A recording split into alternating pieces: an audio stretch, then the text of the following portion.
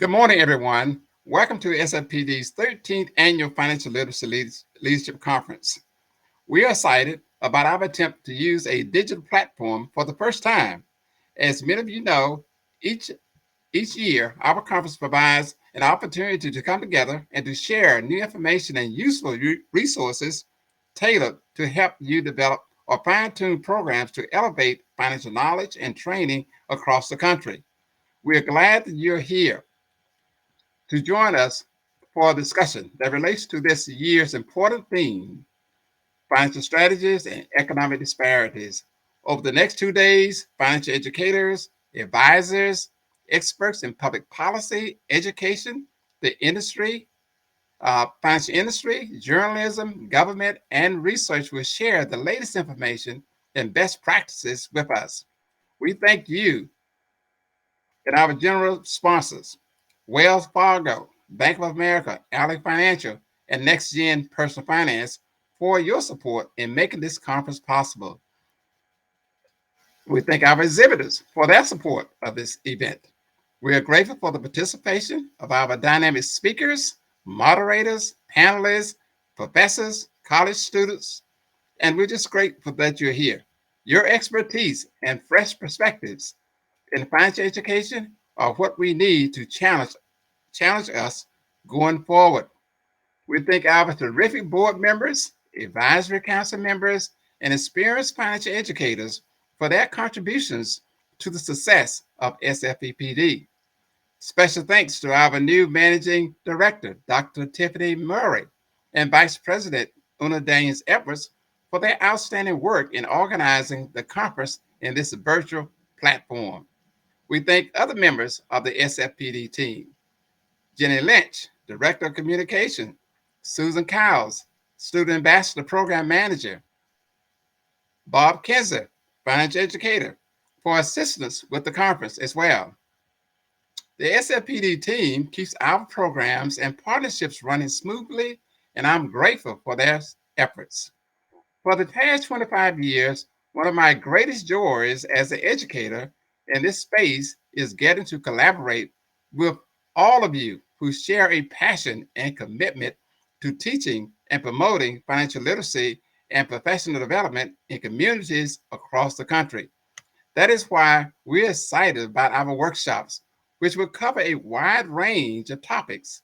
Over the next 2 days, we will discuss financial strategies in the new normal, successful money management strategies for college students, mental health and financial advice, what reparations would look like, and support of low income households, strategies for teaching financial literacy standards, cryptocurrency and investing apps, racial, gender, generational, educational, and wealth gaps, economic disparities in America, financial strategies and resources during COVID-19, financial challenges for women and communities of color, and much, much more. Two final matters. We would like to encourage you to help us with the conference buzz by posting on your social media about the workshops, like your LinkedIn, Instagram, Facebook, and Twitter posts, and share them. Also, please be sure to participate in the event game. You can find more details in the announcement section on the dashboard. Prizes will be awarded for first, second, and third place. Winners will be announced at the end of the conference. We also ask you to complete the conference survey. Your responses will be helpful as we plan for next year's conference. Before we dive into the workshops, it is my pleasure to introduce Mr. Michael Pugh, SFPD's outstanding chairman of the board and president of and CEO of the Carver Federal Savings Bank, who will provide remarks. Mr. Pugh?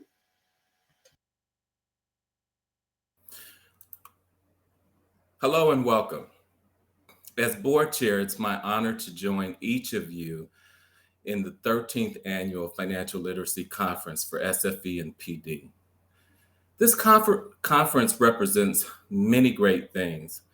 The mission of the organization to enhance the financial and economic literacy of individuals and households in the United States. The broad audience of public and private sector participants demonstrates the gravitas of the conference and the issues that must be tackled as we face the future of our nation. I would be remiss if I didn't point out that this conference is made available through the vision of our president and CEO, Mr. Ted Daniels, and the efforts and dedicated colleagues that all serve. They all deserve a round of applause. Special thanks also to the board for being advocates and supporters of the enormous work that's being done by SFE and PD. Let me also take a moment to recognize that in 2020, COVID-19 forced us all to experience significant losses that will undoubtedly have an impact for years to come. The loss of family members, friends, and the setback for many financially can never be forgotten. The pandemic has also reminded us of the wealth disparity across our nation that has specifically devastated communities of color.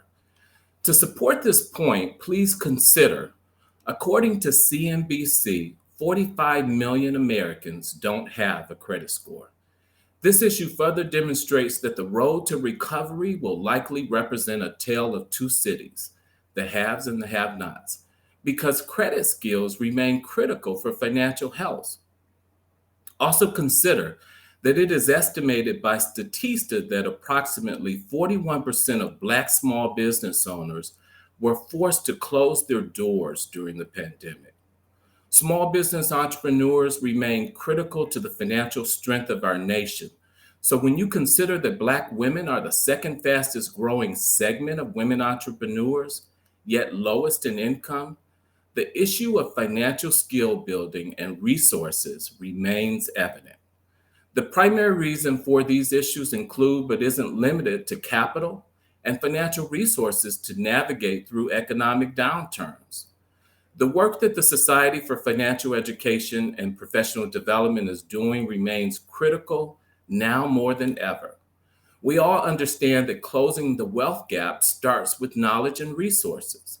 Today, we gather to share knowledge and resources, and it is our fervent hope that each of you will take away additional information to support the financial health of your clients, community, and constituents, especially with those that have been historically underserved.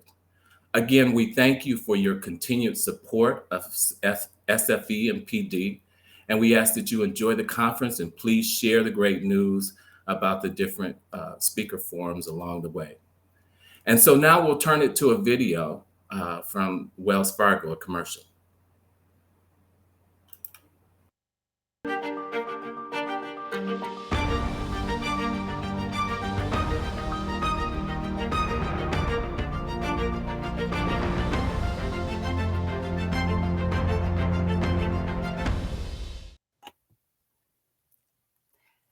Hello, my name is Dr. Tiffany Murray. I am the Managing Director of SFE PD, and I am excited about the opportunity to introduce our keynote speaker for this morning.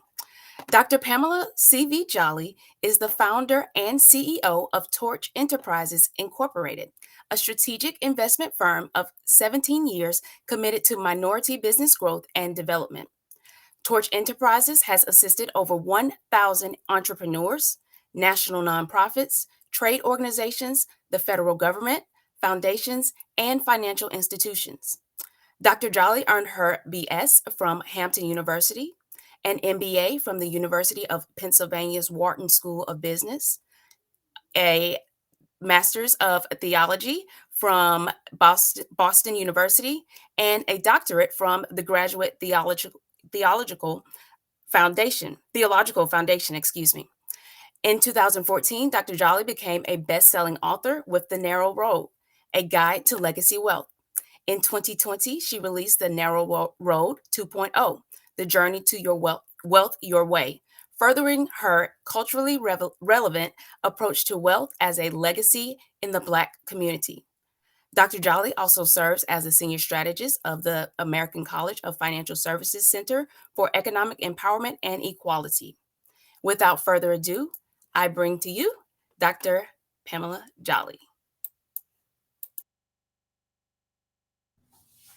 Thank you so much. Hello, everyone, and good morning. I look forward to presenting you this topic, the keys to wealth creation. I want to first say thank you to Ted Daniels and his team for inviting me to open up the conference with such a keynote.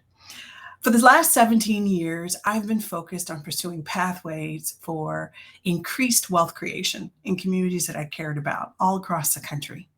And so I used advanced education as well as experiential learning, as well as research to really identify ways for us to build better relationships with money so we could define wealth for ourselves. I'm going to come at this from a big picture perspective, but also personal. My hopes of this keynote is for it to really reach what is most personal, what I call the business of you. So I'm going to start with something that's very important to me. Torch Enterprises. Torch stands for passing the torch from one generation to the next to build legacy wealth via ownership and equity in our communities. And so wealth for too many people is limited just to money. While money is important, when you put legacy in front of wealth, it passes on for generations. In my dissertation research, I found that it takes 3 generations to build legacy wealth and only 1 generation to lose it. So you represent a generation that must remain connected to the past, the present, and the future. I've worked across the country in communities, and what I've seen is that we are more alike than different in terms of our desires for wealth creation and our aspirations. Where we differ is our level of financial acumen to pursue it. So that's why financial literacy is important, but I'll show you how we go a little bit further to that. My primary research spans over 10 years, 7,000 qualitative interviews, 45,000 quantitative studies, and 93 cities of testing. While I have about 5 terabytes of data, I don't claim to be an expert on Black wealth or wealth creation for that matter. I can say I do know how to recognize patterns in our wealth behaviors and some of the causes which are useful for your success today. This is how I will explore our topic. So I want to start with identity matters because we talk a lot about wealth gaps. What I want you to understand is this is Federal Reserve Bank research. About 3/4 of Black adults say that being Black is extremely or very important to how they think about themselves, according to a 2019 Pew Research study. By comparison, about 6 in 10 Hispanic and 6% of Asian adults saying being Hispanic or Asian respectively is extremely or very important to their identity. Only 15% of white adults see race as a piece of their identity. The share of Black adults who say race is central to their identity varies by age. Adults younger than 30 deem race less important part of their identity than do older counterparts. Why does this matter? Because your cultural equity, your perspective of wealth is critical. So who you are, all of who you are matters. Wealth is cultural. It's a matter of perspective that shifts when you choose to take greater ownership of the business of you. So I want you to think about the people in your network, in your community of different race and ethnicities. There's a different level of importance that the culture plays. And then I want you to own how important your culture plays in your definition of wealth. And I want you to recognize that identity really matters. So starting with identity, I'd like to share you a little bit about my wealth identity. I'd like to introduce you to the late Vincent Jolly Sr., my father. He was raised in North Philadelphia's housing project, and he met and married Sylvia May Horn, my mother, who was born in Japan and raised in West Philadelphia in an upper middle class household. So these two perspectives of wealth joined together and created me. And I was a daddy's girl, and I still am. My father was in technology. I learned how to type my name before I learned how to write it. When I graduated from Hampton, they were extremely proud. When I graduated from Wharton, they were also proud. Shortly after working in corporate America, I desired to launch Torch Enterprises. I learned at Wharton that your first tranche of capital was your friends and your family. So I went back to my family and I said, I want to start my company. I'd like you to invest in me. My parents, through their identity and cultural lens, said that we raised you in private schools. We paid for you to go to college. We don't see entrepreneurship for you. We see corporate America. People invest according to their perspective. Undaunted, I went a little further down my legacy road, and I went to this woman, Mildred Lorraine Morgan, who happens to be the mother of my father, and this woman, Bessie Pearl Horn, who happens to be the mother of my mother. These two women who do not have high school educations basically looked at my business plan and my legacy and decided to invest in what is now Torch Enterprises. They were my first two equity investors. How many people know that when your grandparents invest more money than you think that they would have in your business, that you rush to being cash flow positive and profitable?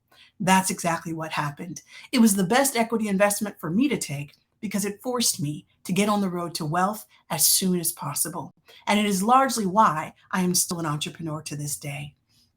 So think about your legacy. Think about your first introduction to wealth. My first introduction was my parents, and the wisdom that my parents gave me instill my relationship with money and how I pursue wealth my way. Financial literacy is critical, but a cultural identity with what wealth means to you means the relationship is personal. My father taught me that you have to dress up to borrow money, not to spend it. So clothes became investments, not just trinkets for me. He also said a man can't value what he does not understand. This really helped me in building relationships with people of all socioeconomic levels because you have to understand where someone is coming from. It might mean that they have a difference of values, but it also might mean that they do not understand where you're coming from. Help them get to where you are so that you can go further down the road to wealth together. He also said a man can only see as far as he can afford. This was particularly helpful when I was in New Orleans post Katrina, when we had a multi-billion-dollar opportunity to rebuild a Black community from the ground up. I was talking in 9 zeros, but my father said that many of the community could barely afford 3 or 4. You need to meet people where they are so that you can get them further down the road. Wealth is nothing new in America, but for too many, it's uncharted territory. So look as far as you can afford and explain to others who can't see what you see. One of the last things he said is the longer you're in school, the dumber you get. After degree number 3, he really wanted me to understand that knowledge does not lead to power. He said applied knowledge leads to power, and he encouraged me to apply what I knew and translate it to communities I cared about. It is why I'm an author of 5 books right now. Right before my father died and succumbed to cancer, he said that the legacy must continue. He said there's something in your head and your heart. You must get it out. My father is the fuel to my fire. It is why I am so committed to making sure that people build a better relationship with money and define wealth for themselves. When my father died, I was a bit at a loss. And my mother said to me, an end road is just a bend in the road unless you forget to turn. I share with you that when you get to an end in your road, in terms of you're not clear about what next step you need to take to build wealth, I need you to turn to someone who is an expert. I need you to build a relationship with a financial advisor that you trust and understand and go further down the road to your way. This is the wisdom and the knowledge that led to my understanding about why wealth was important. And every family has this as part of their cultural equity. I encourage you to have conversations to find yours. So now I want to talk about financial literacy literally. Now I built a framework for building, growing, and expanding wealth, a wealth language. So literacy. What I say to you is that if you don't know the words, you cannot build the wealth. So I'm asking you to own the vocabulary, put it to good use in your life, community, and legacy. So let me help you. Because the best way to become literate about wealth is to learn the lessons found in what I call the business of you. So here are a few lessons. You are an asset. You're an asset to your job, an asset to your family, and an asset to your community. You have liabilities. Liabilities are responsibilities that are yours to take care of and to handle. Some are financial, some are relational, but they are liabilities. You have worth. You are worth a lot to a lot of different people. Your career is worth a lot to our economy. Your legacy is worth a lot to your family and our community. You earn income using your assets. So the more confident you are of you as an asset, the more you can negotiate your value and your income so that you can increase your worth. You incur fixed and variable expenses while running the business of you. The fixed expenses are due regardless of income. These are your base experience expenses that you are responsible for. Your variable expenses are subject to the lifestyle choices you make while living. And so the level of your liabilities, your debt to equity ratio, is largely up to financial choices that you make. You are measured by one of the most beautiful colors on the planet, black. The business of you, when it's in the black, is a position that all business owners should aim to be. When a business is in the black, it is profitable. And so it is the desire of all businesses to be as black as they possibly can be. You manage your cash flow to operate. You do this by having a very successful positive cash flow budget. You manage other people's money to finance your ongoing needs and wants you can't afford on your own. This is measured by your credit score and your access to capital. You manage your investments in the future with protection, property, and equipment. This is called your investing cash flow. Your life essentially makes three statements, and the degree to which you understand how these statements impact your life is how free you become to build wealth your way. Financial literacy is the first stepping stone to building wealth your way. It is critical that you understand how these financial terms apply to your life because management is important. If you cannot apply the concepts, you cannot achieve the outcomes. So put the words of wealth to work in your everyday living. With that, I ask you to ask yourself the following questions. If you can say yes, I want you to feel good about yourself. If you can't say yes, I want you to think that this is part of your to-do list. Do you have a written budget? Do you have a written budget that you follow? Do you have a plan for retirement you're excited about? Are you saving money? Do you have a written budget that you record and review monthly? Do you have financial goals that you share with your closest friends and family? Do you have financial goals? Do you have a plan for wealth creation? Do you have an investment plan? Do you have a financial advisor that you trust and understand? Do you have financial goals that are measurable and timed? Do you have a clear definition of wealth? Will your financial legacy live on beyond you? Are you receiving and leaving an inheritance? Is your life speaking your financial truth? Are you confident of your financial strategies and will they sustain your desire for independence? Are you managing your personal business as well as your professional one? Are your friends and family elevating their standard of business or beliefs? Can you see where your legacy will pass on for generations? This is a legacy, and if in any way this seems overwhelming, I'd like you to look at the bigger picture. These things are all a matter of activities, systems, strategies, models, and outcomes. These are the things you need to build wealth your way. It may seem a lot at first, but if you take them one step at a time, one day at a time until it is time, you will find that you are on your way. The next step is investment, which is an act of devoting time, effort, or energy in a particular undertaking with the expectation of a worthwhile result in the hope of future benefits actualized within a specific date or time frame. Remember, my father said you can only see as far as you can understand. I need you to shift your investment perspective from what you know to what you need to know to gain clarity about your future. Here is why. Where is the win-win here? This is a chart from the Federal Reserve Bank of Richmond of 2021. It shows the percent of families with investments by a net worth percentile. Which type of investment approach is right for you? Now recognize that class, lower middle class, and upper middle class is not a lifestyle, it's actually a number. And so literally when we think about lower middle class or the lower percentiles of income, it's between 0 and 53,000. Let's look at their investment behavior. And so essentially any investment account, stocks and mutual funds, and directly held stock. If you're not aware of the market, you're unconscious of your financial behavior. Anyone that goes to a store to consume could also become a shareholder. Look at the differences in the behavior based on the class status that people have in America. The reality is that businesses require investment to grow. And so there are different types of investors who make different types of investments. It's all a matter of perspective. What part of our future will you help our businesses pursue? Think about how you can participate as an equity shareholder in our marketplace. It is one of the keys to building wealth your way. Risk up. You can only pursue the choices that you can afford. Remaining unsure and uninformed is not a risk worth taking. Connect with experts who can help you face your fears and mitigate your risks. Some of us fear of failing. And when you fail with money, some of us can't afford to lose.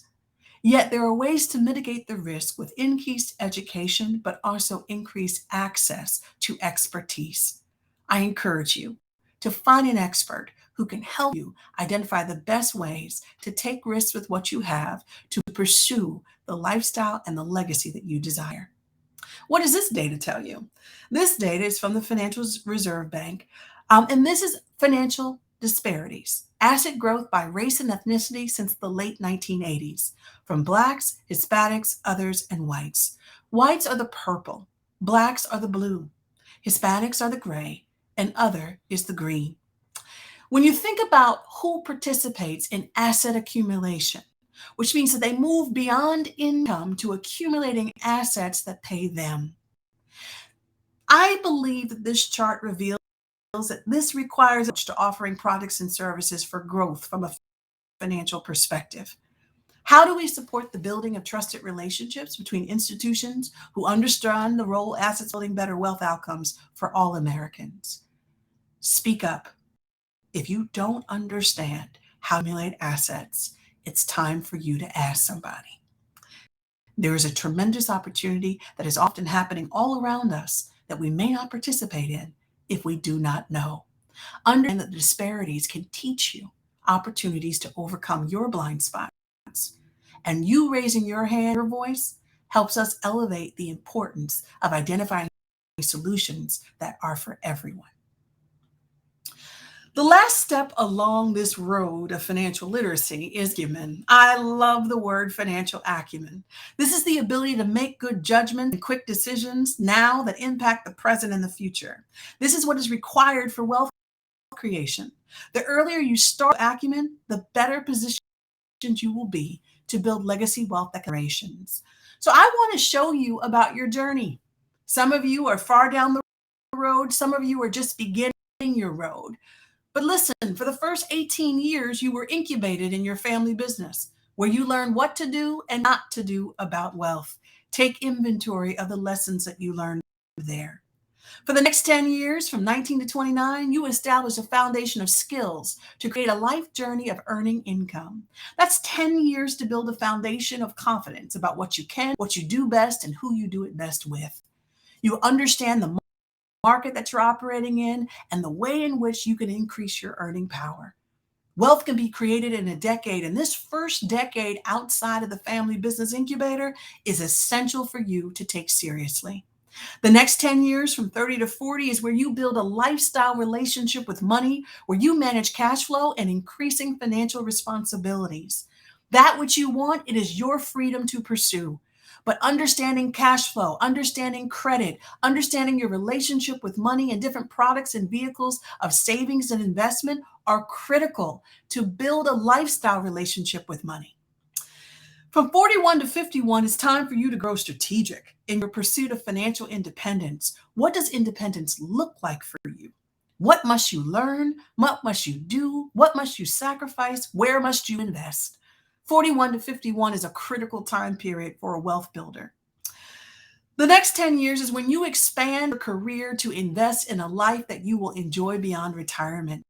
This is when you're top of your game. You are an expert in your field and you are recognized for it. Learn how to negotiate your worth, increase your income as much as you can, and learn how to ensure that your retirement will be sustainable. After that, for some, people believe that's where the real fun begins.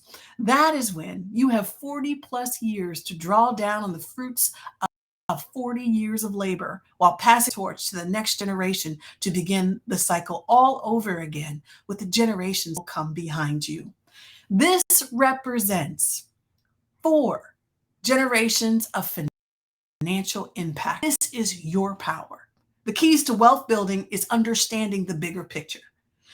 That wealth is created in decade after decade out of decade of financial acumen and shrewd decisions. So, the road to confidence in wealth building. This summarizes what I just shared. It starts with literacy, it moves to management, it moves on to investment, and it also moves on to an understanding and clarity about risk. So, the words of wealth lead to applying the words of wealth to our lives, leads to ownership and participation in the broader economy, which leads to equity participation in the future. This is acumen, ownership of the principles to the point of decision making. This is what I encourage you to participate in terms of the keys and the tools to building wealth your way. Casting a vision is necessary for wealth your way. Along the road to wealth, there's a time to create, a time to build, a time to grow, and a time to expand. Casting your vision for wealth is all about managing the distance between your seed, your lifetime, your grow time, and your harvest. So I want you to think about these numbers. Of consistently increasing income is critical to create a life. 80 plus years of self-sustainable living is how you build your lifestyle. 30 years of an independent pursuit is how you grow independent with ownership of something that will appreciate in value. And that leads to the ability to expand the legacy with 3 to 4 generations of inherited and earned investment. This breaks down to my needs, my wants, my ownership, and my equity. I need you to become more literate about your relationship with money and how to build wealth your way. The road to wealth is a series of choices you make based on your unique perspective, financial literacy, capacity, wants, and needs. This is your now project. What are you going to do with your 40-year career? Do what you want to do, expand your skill set, but negotiate your value. This is your lifetime project. What are you going to build? What are you going to invest in? What are you going to work with? Who are you going to work with? Your lifetime project has to have positive cash flow so that you can save and invest. Your independent project, this is where you go off and pursue what it is that you desire. Everyone who wants to be a wealth builder must own something. So please determine what you're going to own in your lifetime and how you're going to pass it on for generations. And lastly, your legacy project. What are you going to do with your earned equity, but also your inherited equity? How are you going to become an investor in ensuring that life is better than you found it? Whatever you believe, you're right in my book. So negotiate from your perspective. My grandfather would say, in life, there are many options, but only one choice. He told me to never be an options girl. So you have choices to make. You are an inheritor. What was invested in you? You are an asset manager. What are you building? And you are an investor. What will you invest in your lifetime? What I found is that women and men have a different relationship with money in my research. Women often money through the lens of desirability first and then affordability. So they're often blindsided by reality. I need you to take ownership, women, of really what you're worth and what you're capable of. Men, you often look at things through the lens of affordability, which makes so much sense now when I reflect upon what my father said, that a man can only see as far as he can afford. And so essentially, with that being said, men, I want you to see yourself all the way down the road to your entire legacy. As an inheritor, I need you to own what's been invested in you. You come from a long line of strong men. What can you do with what you've inherited? As an asset manager, I need you to own the vision of what you're creating and building. We want to see it, show it in your actions, your thoughts, and your deeds. And then you, the investor, take full possession of the legacy you will leave, and that has been left for you. There's an amazing book called The Hidden Cost of Being African American, written by Thomas Shapiro. This really influenced me 17 years ago when I started the research. There's a difference between wealth versus income. Dr. Thomas Shapiro was responsible for shifting our perspective as a nation from the income gap to the wealth gap. He talked about how income supplies life support and assets provide opportunities. He said that people spend income, but they preserve assets. So think about that. You are an asset, and you must preserve yourself with insurance, good health, attention to detail in terms of preserving the health that you have. Here are 4 key points that I really want you to own. Wealth is different than income. Wealth is what families own. It's a storehouse of resources. Wealth signifies demand over financial resources that, when combined with income, can produce an opportunity to secure the good life in whatever form that's needed: education, business, training, justice, health, and comfort. Wealth is a special form of money, not usually used to purchase milk or shoes or other life necessities. And lastly, wealth is used to create opportunities, secure a desired stature and standard of living, or pass class status along to one's children. Wealth is accumulated over generations. Wealth is not the work of one individual. Please don't believe that you're starting from scratch. I need you to look further back down the road to leap going further down the road with what you have inherited. There is a wealth creator in all of us. Capital, intellectual capital, human capital, social capital, and spiritual capital. If you limit your definition of wealth just to money or human capital, which is all money is your human capital times an hourly or an annual wage, you're limiting yourself to a 24/7 lived reality. But life is so much more than that. Your brain can go further in 24 hours than your body can. So make sure that you leverage all of your capitals. So why are there wealth gaps in America? Here's my perspective. Wealth is generational. So if we look at just one lifetime, there's always going to be a gap. Everyone has a gap between where they are and where they want to be. Wealth is more than income, as I just shared before, and it's important for us to be able to do our own valuations about what's important. Savings is more than for emergencies. Your emergency saving is important, but you need to have some lifestyle savings. You need to have a cushion so that you can do what you want to do when you want to do it. Wealth is not consumption power. Buying is not our power, because when you can no longer afford to buy, you are no longer powerful. Wealth is a power of organization, where you can organize your priorities so that they address your needs, both unmet and met. Wealth requires ownership and the accumulation of equity, which means you must be literate to understand what these terms mean, and you must know how to apply them to your life and make decisions with financial acumen. The primary purpose of business is to build wealth for its owners. Anyone and everyone with a financial statement is in business. So for you to own you, you must have a wealth strategy. You must have a strategy to do better than the generations that have come before you. Owning yourself is essential to becoming more literate of the individual and unique ways you can and will build wealth in your lifetime. From your perspective, what does wealth mean in our communities? There's a bottom, there's a middle, and there's a top to everything. I need you to own these numbers. Between 0 and 53,000 is the bottom in our communities. Between 53 and 106 is the middle. And above 176 is the top. Where are you? Where is your friend? Where is your family? Where are your parents? Where are your grandparents? Recognize where people are. Remember, my father said a man can only value what he demands. There are different economic perspectives in our community. It does not mean that wealth is just for them. It means that wealth your way requires a strategy.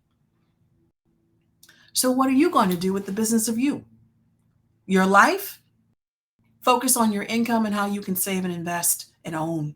Your lifestyle? Manage that cash flow so that it's positive enough for you to save and invest. Your independence? Focus on that income statement and look at that bottom line and get it as black as possible. And your legacy? Make sure you have a definition for wealth that matters to you, that you can pursue, and that you're enough to ask for people for help when you need it. I'm asking you to put your own wealth mask on first. Build confidence around the capacity of the business of you so that you contribute sustainably to the business of us. Now, here's the biggest picture. This is basic math, but this is why I believe that everyone has the ability to build wealth. Everyone has a human capital asset value. Look at that annual salary on the left between $10,000 and $250,000. That captures most of us if we think about the bottom, the middle, and the top. This is the monthly income. This is the weekly income. This is the daily income. The average career is about 40 years. This is the bigger picture. Even if you're at $10,000, $400,000 is something that you can build with. If you're at 125,000, it's something you can build with. Now, this is basic math, not including your raises and demotions, God forbid, as well as inflation. But this is just basic math, the bigger picture. Imagine if you started at the beginning of your life thinking about the bigger picture and thinking about ways that you could build wealth your way. A shift in perspective can change the game. So wealth is a model, and I ask that you pick yours because 85% of your financial success is due to your personality, ability to communicate, negotiate, and lead. Only 15% is due to technical knowledge. Sometimes we put too much weight on the 15 and enough on the 85. So if you have a personality, if you are able to communicate, learn how to negotiate your value, how to lead from your perspective, and navigate the road to financial success your way. Lastly, our legacy wealth journey is a reality that happens to us all. It takes 3 generations to build legacy wealth, one generation to lose it. But when 4 living generations connect together, the wealth wheel begins to turn. This is our inherited opportunity. We have a tremendous opportunity now to elevate the standard of wealth. Your vision is the promise being realized of your great-grandparents. Every 4th generation repeats itself. We are in a paradigm shift. Take a look at your legacy before you and the legacy come after you and make shrewd financial acumen-based decisions. Lastly, as I closed, if you're in survival mode, stop faking it until you make it. Establish a realistic budget and pursue the choices that you can afford. And then face your financial truth. The sooner, the better. Take inventory of what you have, your assets and your liabilities, and let net worth be your guide. Lastly, unblind your faith. Too many of us close our eyes and believe that everything's going to be okay financially. I want you to unblind that faith and realize there's no passion in transaction and know there is more ahead than what you can currently see, and I need you to plan for it. If you're not in survival, but you're like, look, I'm comfortable, I'm free, I need you to get beyond freedom. I need you to build a financial system that works towards building wealth. I need you to set your savings goals and stick with them and commit to legacy, not just lifestyle. I need you to face your financial truth and learn about ways to build and protect your assets and exchange old financial habits for new financial commitments. Lastly, what I'm saying is get your house in order. You may be comfortable, but is your house in order? Get specific about the financial life you require to live. Network with the right people to get there. Build your wealth team. If you're saying, you know what, I'm more than that. I'm actually independent. Good for you. No more going it alone. I want you to become even more strategic about your finances. Get organized so that you can stay independent because partnerships matter. Establish a team to help you make the most out of your money and unlock the keys to your power with more people working with you to grow your money. Learn how to grow beyond your insecurities. What I found is some independent people are insecure about admitting what they still do not know. Take time to fully understand your options before you make a choice. Master the 80% of building wealth that is the same for everyone so that the legacy vision that is yours comes to fruition. Lastly, understand the rules of legacy. The wisdom of the past, knowing what to do is not knowing how.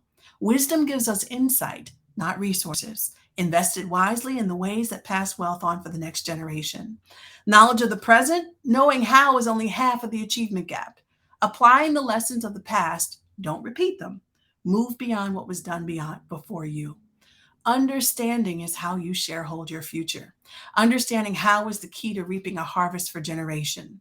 She who knows what will always have a job, but she who knows how will soon own the keys to the kingdom. Be the first servant and multiply your talents. So be specific about your outcomes. Move from survival to freedom. Net worth is your guide. I want you to save for rainy days and every days. 6 months of them to be exact.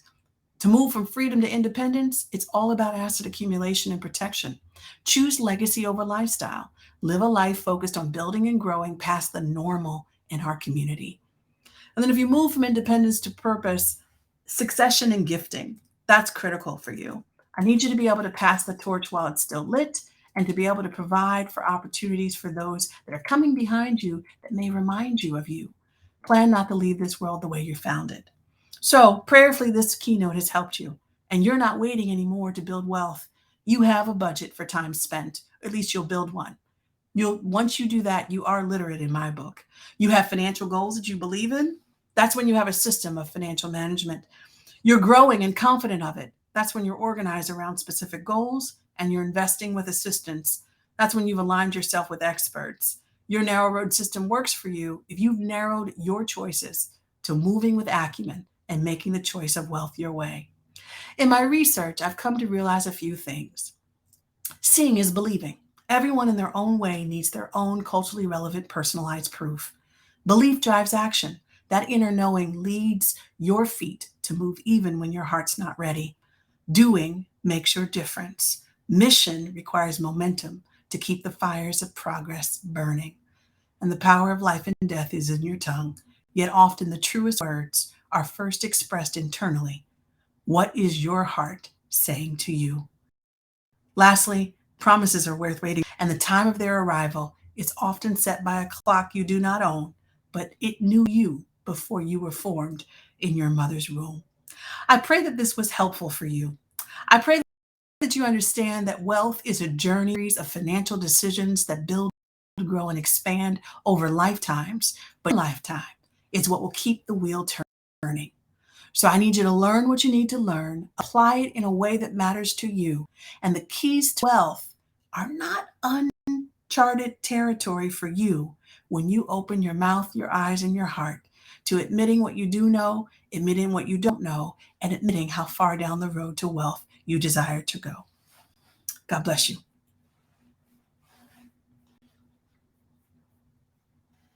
Thank you, Dr. Jolly, for such an outstanding, inspiring keynote speech. It was just outstanding. I was just, even though I've been in the business a long time, I'm taking notes. It is great. I have one question here before we leave in the chat here, and which was one of the charts caused us to happen. How can Hispanics be wealthier than African Americans when we have been here much longer? You have some thoughts about that? Yeah, so that's a very good question. And here's the reality. The African Americans are the only people in America who were first capital before we ever made capital. So our relationship with business can't help but be personal. Our journey is a journey that is so unique in America. No one else has gone through the challenges that we've gone to in the way that we've gone through them. There's been various systemic barriers and setbacks, but the cultural piece remains the same. This is what I want to say. The Latinx community has a different cultural relationship and therefore a different definition with money. And they haven't had to go through as many barriers. In strategy, there's something called the first mover and the second mover. The first mover gets the spoils. They can say they did it, they can say they struggled, but the second mover gets the advantage. Most ethnic minorities have had the advantage of looking at the struggles of African Americans, and they've been able to improve their journey. It doesn't mean all is lost for us. I truly believe that the African American community, once they design a standard for wealth for themselves, will be able to quantum leap any gap they desire to do so. Our history shows that we have done things that people could not imagine, and we will only continue. Thank you very much. That is really great. It's really great. Well, for those out there, just give Dr. Jolly a virtual clap. It's really great. Thank you. Yeah, Thank and it's really great. Okay, you. an amazing presentation. All the comments coming in here. This you see them at the bottom of the screen here. The students here and professionals, they're all excited about what you said, today, and you gave a lot of direction, and we can close those gaps. Just following through with all the comments and statements that you made today. Very, very helpful. And I thank you for taking the time out for joining us this morning. Well, Ted, I'm so grateful that you asked me. I'm so proud of you, 13 years, and what you've done to ensure that more wealth builders exist in our community is truly amazing. So I'm grateful to be a part of whatever you are a part of. Yes, thank you. Thanks very much. Well, now we're to the point now where we can move on and start with our workshops. We have, as I said before, we have some outstanding workshops over the next 2 days, and you can make arrangements to choose one of their concurrent workshops. I know sometimes you have to flip a coin and try to decide which one you want to go to, but all of them will be great. It will be great. You can move around, from one workshop to the other. So we'll start now with our workshops and enjoy and learn a lot. Thank you. Take care.